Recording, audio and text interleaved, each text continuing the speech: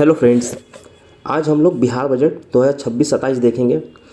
ये आपका 72 बीपीएससी जो प्रीलिम्स है उसके लिए इम्पोर्टेंट है।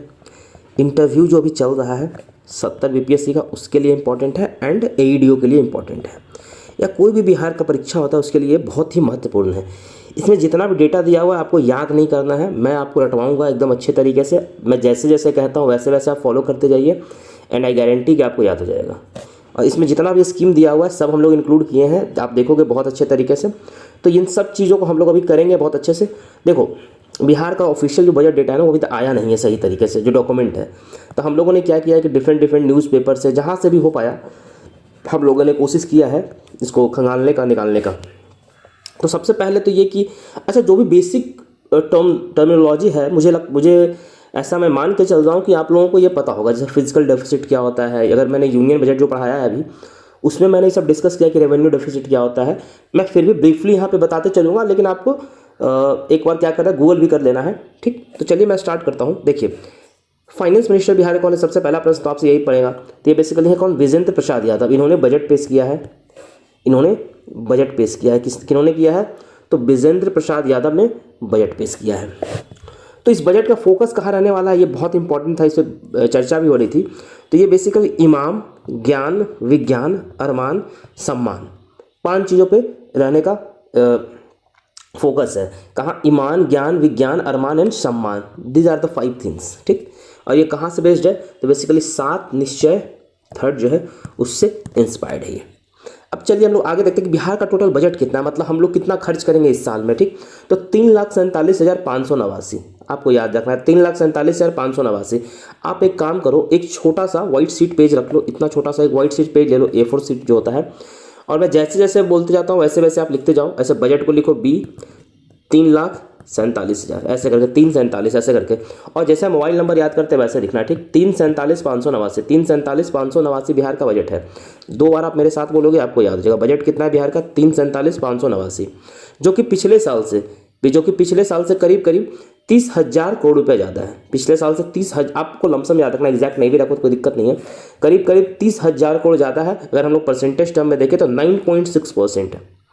9.6% जो बजट है पिछले बार की तुलना से इस बार का बजट ज़्यादा है। और अगर हम लोग 9.6 को अगर हम लोग करीब करीब टर्म में देखें, राउंड ऑफ करें, तो ये 10% के करीब आसपास होता है। ठीक, तो बजट कितना है, 3,47,589, और कितना ज़्यादा है तो 30,694 करोड़ ज़्यादा है। लेकिन हम लोग राउंड ऑफ फिगर में देखते हैं तो करीब करीब 30,000 करोड़ ज़्यादा है। तो आपको यही लिखना है कि कितना ज़्यादा है, 30,000 करोड़। ठीक, आगे हम लोग देखते हैं कि एक्सपेक्टेड ग्रोथ रेट क्या माना गया बिहार में, जो एक्सपेक्टेड ग्रोथ रेट है वो क्या रहने वाला है। तो बेसिकली एक्सपेक्टेड ग्रोथ रेट ऐसा कहा जा रहा है कि बिहार 14.9% से ग्रो करेगा। कितना से ग्रो करेगा बिहार, तो 14.9% से ग्रो करेगा बिहार। हमारा जो जीडीपी है वो बिहार को 14.9% से ग्रो करने वाला है, जो कि एस्टिमेटेड जीडीपी कितना रखा गया है, तो 13,09,155 करोड़। 13,09,155 करोड़ का हम लोग का एस्टिमेटेड जीडीपी है, ये ध्यान दें। ये देखिए बजट का प्रोविजन है। ठीक, इकोनॉमिक सर्वे में अलग होता है। इकोनॉमिक सर्वे का जो जीएसडीपी साल का देखोगे 9999 करके है, वो है, तो वो अलग होता है, उसमें 9,99,997 है। लेकिन यहाँ पे जीएसटी जो ये एस्टिमेटेड है इतना रहने वाला है। उस इकोनॉमिक सर्वे क्या होता है कि पिछले साल का दिया रहता है, तो उतना रहा पिछले साल 24-25 या 25-26 में। लेकिन इसमें क्या है कि एस्टिमेटेड है कि आने वाले समय इतना रह सकता है, मतलब 26-27 का जो एंड ईयर होगा तो इतना अनुमानित है कि हमारा जीएसडीपी रहेगा। तो कितना अनुमानित है, 13,09,155 करोड़ रुपया अनुमानित है जीएसडीपी। अब देखिए जो बजट है, तो ये बजट में जो पैसा आया 3,47,589, जिसको हम लोग यहाँ पर लिख लेते हैं 347,589। तो इसमें बेसिकली पैसा कहाँ से आएगा, ठीक, रिसीट कहाँ से आएगा।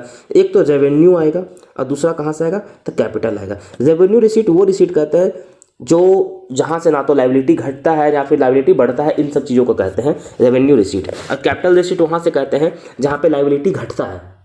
ठीक, वो कैपिटल रिसीट करते हैं। मतलब कैपिटल का मतलब होगा कोई लाइबिलिटी पे, सॉरी, रेवेन्यू का मतलब होगा कि कोई लाइबिलिटी पे इंपैक्ट नहीं पड़ रहा है। कैपिटल में क्या है कि वो घटता बढ़ता है। ठीक, उसी तरीके से रेवेन्यू एक्सपेंडिचर में भी है कि वहाँ पे ना लाइबिलिटी घटता है ना बढ़ता है। जैसे हम लोग रेवेन्यू एक्सपेंडिचर में क्या करते हैं, सैलरी पेमेंट करते हैं, पेंशन, ये सब है। लेकिन रेवेन्यू रिसीट में क्या होता है, टैक्स। अब ऐसा थोड़ी कि जो गवर्नमेंट का टैक्स है वो लाइबिलिटी नहीं है, तो वो तो गवर्नमेंट में ना तो चेंज हो रहा है ना कुछ हो रहा है। ठीक, कैपिटल रिसीट क्या है, तो यहाँ पे मान लीजिए कि कोई जमीन बेच दिया सरकार, मान लीजिए कोई बिल्डिंग बेच दिया, तो जब ये बिल्डिंग बिका तो हमारा लाइबिलिटी घटा, हमारा लाइबिलिटी घटा, ये एसेट था हमारा, सॉरी एसेट जो है वो घटा, मतलब एसेट या फिर लाइबिलिटी दोनों लेके चलते हैं, तो उस कारण से जो पैसा है उसको बोलता है रिसीट। तो बेसिकली रेवेन्यू रिसीट कितना रखा गया है, तो 2,85,277 आप लिखते चलो 2,85,277। और कैपिटल रिसीट कितना रखा गया, तो बेसिकली 62,475 सब करोड़ में है, सब करोड़ में है, करोड़ आपको ऑटोमेटिकली दिमाग में होना चाहिए, सब करोड़ में है। रेवेन्यू रिसीट कितना है, 2,85,277 62,475, ठीक, 2,85,277 62,477 याद रखना है। अब हम लोग थोड़ा सा खर्च देख लेते हैं, खर्च कहाँ होगा। तो देखिए जहाँ पे रेवेन्यू रिसीट कितना आ रहा है 2,85,277, वही रेवेन्यू एक्सपेंडिचर कितना है 2,84, मतलब हमारा जो आमदनी है, आमदनी कितना होगा, ज़्यादा होगा किससे, खर्च से। तो आमदनी को हम अ लिखते हैं, खर्च को हम लोग ख लिखते हैं, ठीक। तो जो आमदनी वो ज़्यादा होगा खर्च से, तो जब आमदनी ज़्यादा है खर्च से तो क्या होगा, हमारा जो रेवेन्यू सरप्लस होगा, पैसा बच जाएगा ना। हम मान लो 100 रुपये कमा रहे हैं, 95 रुपये खर्च करें तो 5 रुपया बच रहा है, ठीक। तो उसी तरीके से तो हमारा रेवेन्यू क्या है, सरप्लस रहने वाला है। कितना सरप्लस रहने वाला है, तो बेसिकली 1,143 करोड़ रुपया जो हमारा रेवेन्यू है वो सरप्लस रहने वाला है। और अगर इसे हम लोग परसेंटेज टर्म में देखें तो 0.9% है, ये कितना है 0.09% है ये, ठीक। तो ये रेवेन्यू सरप्लस हो गया।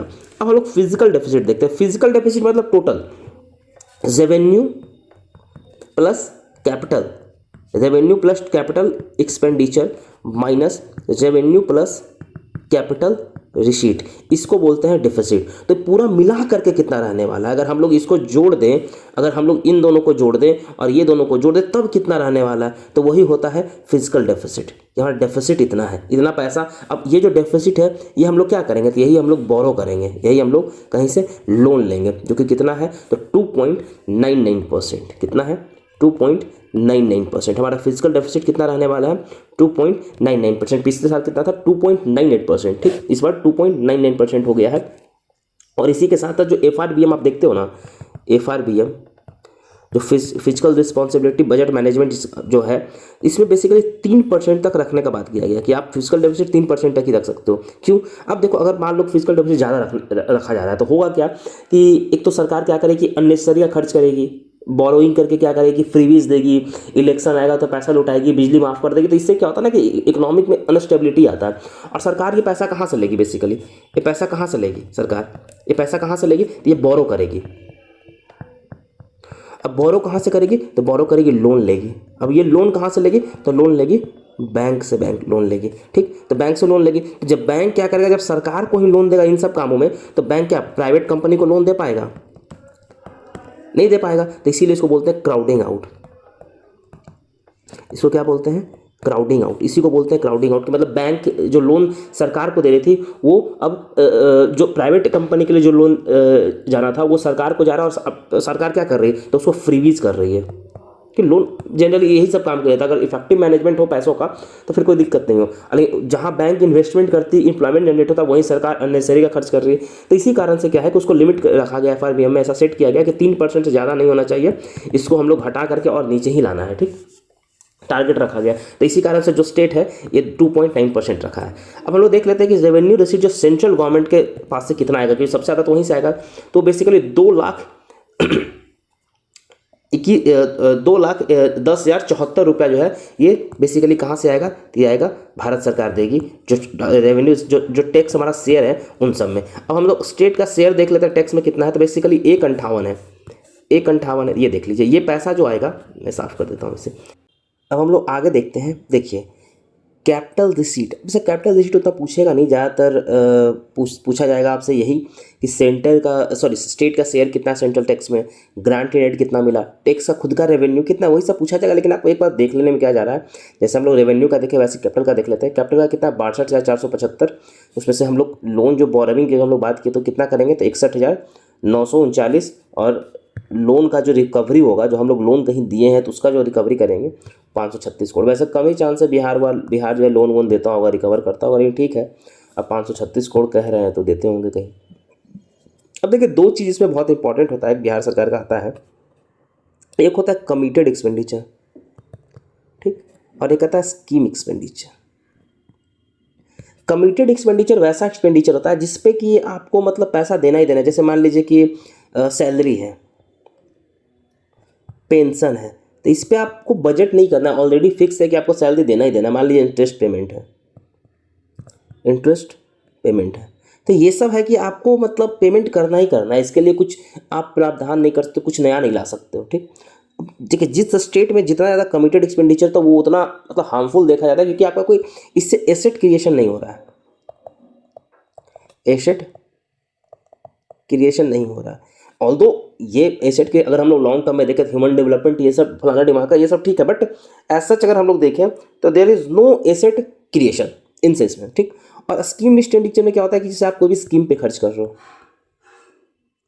कोई भी आप मान लो कि कैपिटल एक्सपेंड जो भी जैसे कुछ आप एसेट क्रिएट कर रहे हो, तो इन सब चीज़ों में होता है बेसिकली। तो आप देख सकते हो कि जो हमारा जो कमिटेड एक्सपेंडिचर है वो कहाँ है, तो कॉन्ट्रेक्चुअल सैलरी देने में है, ग्रांट इन एड सैलरी देने में है, एनुअल स्कीम में है। जो एनुअल स्कीम जो मतलब कि पहले से चलते आ रहा है स्कीम, जो मतलब मान लीजिए कि ऐसे 10 साल से स्कीम चलते आ रहा है, तो इस स्कीम के लिए तो आपको पैसा देना ही देना है। ये हो गया न्यू वाला, नया कुछ, ये हो गया न्यू जो आप नया काम करोगे वो। और ये तो है कि आपको पहले से जो चला आ रहा है तो उसको पैसा देना ही पड़ेगा एनुअल स्कीम में।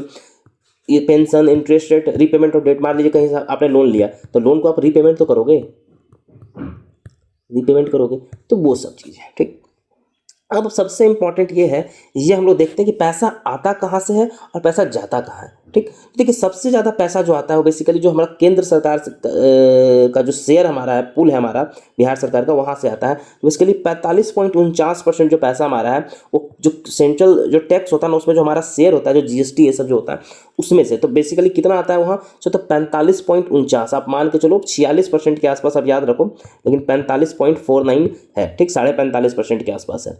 दूसरा सबसे ज़्यादा पैसा कहाँ से आता है, तो राज्य सरकार को जो अपना कर है, जो बिहार सरकार खुद का टैक्स करती है, तो कितना करती है, तो 18.92%, 18.92% बेसिकली लमसम अगर आप याद रखो तो 19% के आसपास बिहार सरकार को जो खुद का राजस्व है, खुद का जो टैक्स करती है, वहाँ से जो राजस्व कर प्राप्त होता है वो। तीसरा क्या है, ऋण, जो हम लोग लोन लेते हैं, लोन, वहाँ से कितना आएगा, तो बेसिकली 17.81% आएगा। उसको आप अगर लमसम में देखो तो 18% के आसपास आपको बनता है कि 18% के आसपास रहेगा। जो केंद्र सरकार के साथ अनुदान दिया जाता है, जो ग्रांट इन एड दिया जाता है, उसमें कितना है बेसिकली, तो 14.92% है। इसको अगर हम लोग कर लें तो लमसम में देखते हैं तो हम लोग 15% के आसपास देख लेते हैं। तो आपको मेन यही चाह रहे हैं, आपको क्या करना है कि जो सेंट्रल जो शेयर है आप ऐसे कर लो, शेयर सबसे ज़्यादा है, उसके बाद स्टेट का टैक्स ज़्यादा है, उसके बाद जो लोन हम लोग लेंगे वो ज़्यादा है, फिर हम लोग ग्रांट इन एड, इस तरीके से करके आप एक चार्ट बना लो और यहीं पे लिख लो शेयर में कितना 46%, टैक्स में कितना 19%, लोन में कितना 18%, और केंद्र सरकार का जो अनुदान मिलेगा उसमें कितना है, तो बेसिकली 15%। एक लमसम अमाउंट आप रख लोगे ध्यान, तो आपके लिए अच्छा रहेगा। ऐसा पूछा जाता है असेंडिंग ऑर्डर डिसेंडिंग ऑर्डर करके। अब हम लोग ये देखते हैं कि पैसा सबसे ज़्यादा जाता कहाँ है, सबसे ज़्यादा सामाजिक सेवा में जाता है, 41.55% जो है सामाजिक सेवा में जाता है। उसके बाद सामान्य सेवा जो है वहाँ 18.12% जाता है, और तीसरा जो है आर्थिक सेवा में जाता है 23.39%। तो ये तीन आपको याद रखना है। बाकी लोन जो हम लोग ऋण लेते हैं, जो लोन लेते हैं उसका वापसी करते हैं, तो करीब करीब 6% वहाँ जाता है। तो इन सब में जो पैसा है वो जाता है। आप फिर भी यहाँ से ऐसा कर लो, सामाजिक सेवा को लिख लो, सोशल सर्विस होता है, सामान्य सेवा मतलब इस तरीके से करके जनरल सर्विस, तो इस तरीके से करके आप, या जैसे सोशल सर्विस को एसएस लिख लो, और उससे बड़ा क्या है तो उससे छोटा क्या है, जीएस है, फिर आर्थिक सेवा इकोनॉमिक ईएस है। तो इस तरीके से करके एक आप शॉर्ट फॉर्म बना लो जिससे कि आपको याद हो जाए। अब हम लोग आगे देखते हैं कि डिपार्टमेंट वाइज सबसे ज़्यादा एक्सपेंडिचर किसको दिया गया, तो बेसिकली 17.3% जो है एजुकेशन पे खर्च किया जा रहा है। तो ये आप ध्यान रखिएगा, बस इससे ज़्यादा जरूरत नहीं है आपको। एजुकेशन पे 17.3% खर्च किया जा रहा है।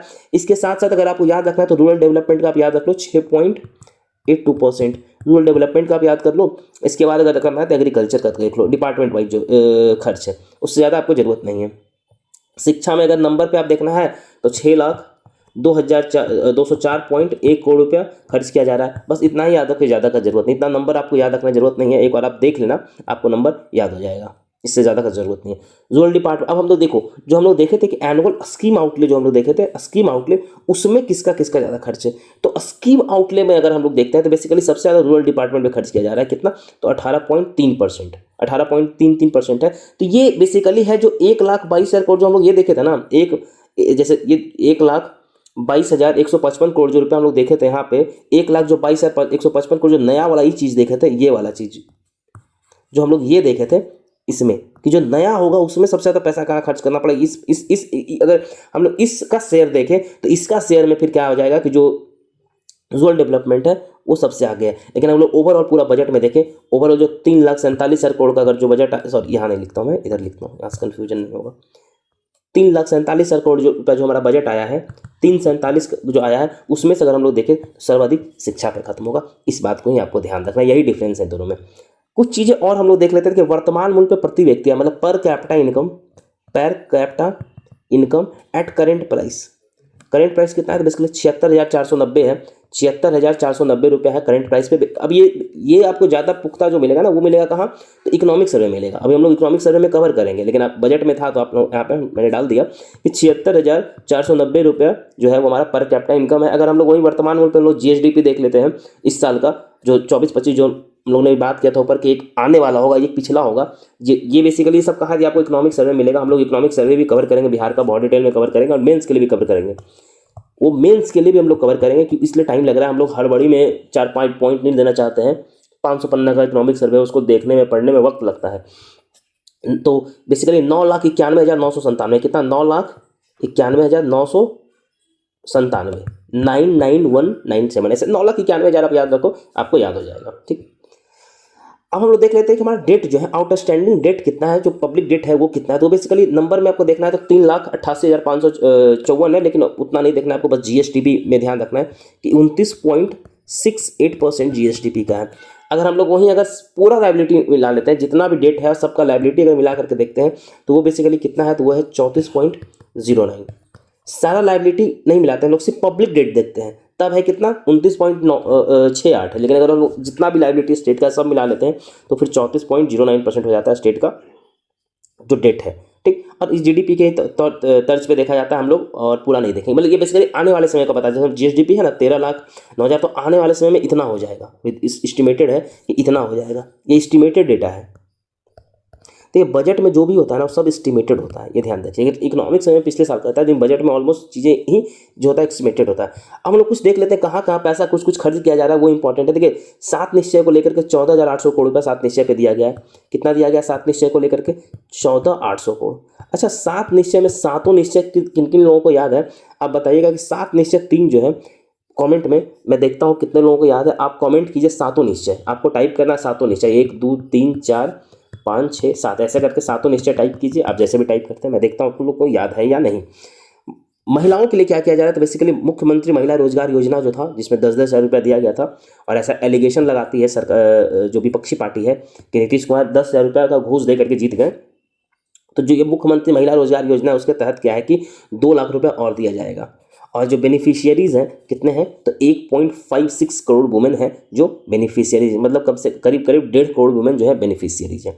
अब इसमें एक इंपॉर्टेंट क्या है कि जो लखपति दीदी हैं, बेसिकली जो जीविका दीदी हैं, तो करीब जीविका दीदी बिहार में 31.71 लाख जो जीविका दीदी हैं उनको बिहार में लखपति दीदी बना दिया गया है। अभी मोदी जी लखपति दीदी कहते रहते हैं ना, मतलब लाखों का पति बना दिया गया है, इनको लखपति दीदी बना दिया गया। तो इसके आगे हम लोग देखते हैं कि महिला रोजगार के लिए 1.29 लाख SHG खोला जाएगा, SHG खोला जाएगा, जिसके द्वारा बैंक के द्वारा उसको लोन दिया जाएगा। कितना? तो 752 करोड़। आपको उतना याद नहीं रखना, आपको बस ये याद रखना है कि 1.29 लाख जो महिला रोजगार है तो SHG खोला जाएगा। ठीक, ये ध्यान रखना है। फार्मर्स एंड एग्रीकल्चर के लिए हम देख लेते हैं क्या किया गया। तो Bihar agriculture infrastructure mission develop किया गया है, जो कि जो पोस्ट हार्वेस्टिंग होता है ना, पोस्ट हार्वेस्टिंग का मतलब जो हम लोग खेती कर लेते हैं, तो खेती करने के बाद जैसे मान लीजिए हम लोग धान उगाएं, चावल उगाएं, टमाटर उगाएं, तो उगाने के बाद जो इंफ्रास्ट्रक्चर का जरूरत पड़ता है, जैसे कोल्ड स्टोरेज की जरूरत पड़ता है रखने के लिए, तो सामान सड़ जाता है। आपको पता होगा कि करीब जितना हम लोग जो हमारा फसल होता है उसका 33% जो होता है ना वो एग्रीकल्चर वेस्ट हो जाता है।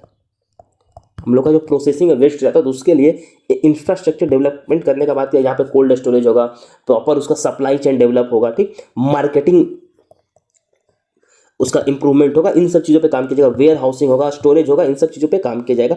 और जो भी यूनिक प्रोडक्ट होगा उसको GI टैग के लिए हम लोग क्या करेंगे कि भेजेंगे आगे। ठीक, एक और इम्पॉर्टेंट स्कीम लाया गया, जननायक कर्पूरी ठाकुर किसान सम्मान निधि। इसमें क्या किया गया कि जो पहले 6,000 रुपये पर ईयर फार्मर को मिलता था ना, अब क्या किया गया इसमें 3,000 और ऐड कर दिया गया। तब बेसिकली कितना मिलेगा टोटल? तो 9,000 रुपया जो है फार्मर को मिलेगा अब से, तो 3,000 एक्स्ट्रा इसमें ऐड करने का बात किया गया। इसमें एक स्कीम और है एग्रीकल्चर को लेकर के, Bihar agriculture exploration mission, BAM, AM। अब इसमें क्या है, देखिए आपको नाम से पता चलेगा बिहार एग्रीकल्चर एक्सलरेट करेगा, ठीक। एक्सलरेट करने का मतलब क्या होगा कि नया नया हम लोग इनोवेशन लाएंगे एग्रीकल्चर में, नया नया हम लोग डेवलपमेंट लाएंगे एग्रीकल्चर में, एग्री स्टार्टअप को हम लोग बढ़ावा देंगे, एग्री स्टार्टअप को हम लोग बढ़ावा देंगे, डिफरेंट डिफरेंट तरीके से खेती करने का बढ़ावा देंगे, नया नया प्रोडक्ट को मार्केट में लॉन्च किया जाएगा, जिससे कि जो हमारा एग्रो प्रोसेसिंग यूनिट है, एग्रो फूड प्रोसेसिंग यूनिट है, फूड प्रोसेसिंग इंडस्ट्री जो है उसको डेवलप करने पे फोकस किया जाएगा, जहाँ से फार्मर का इनकम मैक्सिमाइज होगा। और इसमें हम लोग फोकस रख सकते हैं किस पे, तो मखाना पे रख सकते हैं, लीची पे रख सकते हैं, मखाना पे रख सकते हैं, लीची पे रख सकते हैं, फ्रूट्स पे रख सकते हैं, फ्रूट्स में हम लोग किस पे, बनाना पे रख सकते हैं, एप्पल पे रख सकते हैं, सॉरी एप्पल तो बिहार में होता नहीं है, बनाना पे, मैंगो पे रख सकते हैं। तो इन सब चीज़ों पे फोकस किया जा सकता है, इवन वेजिटेबल पे रख सकते हैं, इन सब चीज़ों पे फोकस किया जाता है बेसिकली। देखिए मखाना उत्पादन के लिए राष्ट्रीय मखाना बोर्ड का गठन किया गया है, तो हम सबको पता है। हम लोग ने जो एग्रीगेटेड डेटाबेस प्रबंधन हम लोगों पर देख लिया, कृषि स्टार्टअप हब बनाने का बात किया गया, इसमें जो एस्केलेशन मिशन है ये जो है, इसमें कृषि स्टार्टअप हब बनाने का बात किया गया, जो हम लोगों ने अभी देखा ही देखा। इसके साथ साथ गोट सीमेंट स्टेशन बनाने का बात किया गया, और इसमें एक और इंपॉर्टेंट क्या है कि 200 प्रखंड में तरकारी अल्ट्रीज खोला जाएगा, बेसिकली 200 प्रखंडों में बिहार के वेजिटेबल्स के लिए, किसके लिए, तो वेजिटेबल्स के लिए, ठीक। और मधुबनी और दरभंगा में जो भी बंद चीनी मिल है उसको चालू किया जाएगा। एक और इंपॉर्टेंट क्या है कि देखिए प्लेनेटेरियम जो होता है ना, तारामंडल जिसको हम लोग प्लेनेटेरियम भी बोलते हैं, वो कहाँ कहाँ खोला जाएगा, बेसिकली पूर्वी चंपारण, जमुई और पूर्णिया, ये 3 जगह क्या है कि खोला जाएगा प्लेनेटेरियम, ये ध्यान रखिएगा। युवाओं के लिए बजट में क्या था, तो बेसिकली मेगा स्किल सेंटर खोला जाएगा युवाओं के लिए। इसके साथ साथ जितना भी ग्राम पंचायत है, नगर ग्राम पंचायत है, वो 154 नगर ग्राम पंचायत है, और ग्रामीण में अगर हम लोग देखें तो 8053 है। तो इन सब जगह पे क्या है, तो खेल क्लब खोला जाएगा, खेल क्लब खोला जाएगा, जिससे कि जो खेल है, खेलों में बढ़ावा दिया जाएगा बच्चों को। इसके साथ साथ जन नायक कर्पूरी ठाकुर स्किल डेवलपमेंट, कौशल विकास, जो स्किल डेवलपमेंट का मतलब ही होता है कौशल विकास, वो सेंटर स्थापना की जाएगी, जिसमें कि जो भी कुशलगार कामगार हैं, जो भी मतलब कामगार हैं, जो व्यक्ति स्किल डेवलपमेंट करना चाहता है और अनुरूप उनको, मान लीजिए किसी व्यक्ति को कोई भी स्किल चाहिए, ठीक, मान लीजिए कोई मिस्त्री बनना चाहता है, जो घर बनाता है वो बनना चाहता है, तो उसको उस तरीके से स्किल डेवलप करवाया जाएगा और इसको फिर काम दिलवाया जाएगा उस तरीके से। और 149 जो IIT है उसको सेंटर ऑफ एक्सीलेंस के रूप में विकसित किया जाएगा। इसके अलावा हम लोग देखते हैं कि उद्यम और उद्यमी मतलब इंडस्ट्रियलिस्ट के लिए क्या किया गया है। इंडस्ट्रियलिस्ट के लिए क्या है, तो बेसिकली जो 1097 स्टार्टअप है, इनको चयनित किया गया है, जिसको कि पैसा दिया जाएगा, ठीक। फतुहा के पास मल्टी मॉडल लॉजिस्टिक पार्क खोला जाएगा, और सारण जिले के अमनौर में फार्मास्यूटिकल पार्क का विकास किया जाएगा। फार्मास्यूटिकल मतलब फार्मास्यूटिकल इंडस्ट्री जो हमारा है उसका विकास किया जाएगा बिहार में, और फतुहा में मल्टी मॉडल लॉजिस्टिक पार्क खोला जाएगा, ये चीज़ें, ठीक। और एक चीज़ इंपॉर्टेंट है, टूरिज्म को बढ़ावा देने के लिए किया गया है, बेसिकली पटना में 2, राजगीर और वैशाली में एक 5 स्टार होटल खोला जाएगा। बिहार में अभी तक एक भी 5 स्टार होटल नहीं है, तो अब खोला जाएगा कितना, total 4 5 star hotel, total 4 5 star खोला जाएगा, 2 पटना में, 1 राजगीर में और 1 वैशाली में खोला जाएगा, टोटल 4 5 स्टार होटल। तो ये हमारा बजट था बिहार का। आपको कैसा लगा बजट, आप प्लीज़ कमेंट कीजिए, please do comment in the section कि आपको कैसा लगा। कमेंट सेक्शन में कमेंट कीजिए कि आपको बजट कैसा लगा, हम लोग इकोनॉमिक सर्वे लाए या नहीं। और इसके साथ साथ आपको क्या करना है कि जो PDF है आपको टेलीग्राम पे मिल जाएगा, टेलीग्राम पे आपको इसका PDF मिल जाएगा। आप जाइए टेलीग्राम पे, टेलीग्राम से इसका PDF आप प्राप्त कर सकते हैं, और इस PDF को रख के 2 से 3 बार बजट देख जाइए। इससे ज़्यादा डेटा इंपॉर्टेंट है नहीं, इतने में आपको मैं गारंटी देता हूँ कि आपको सारा डेटा याद हो जाएगा। तो चलिए, लेक्चर देखने के लिए बहुत बहुत शुक्रिया।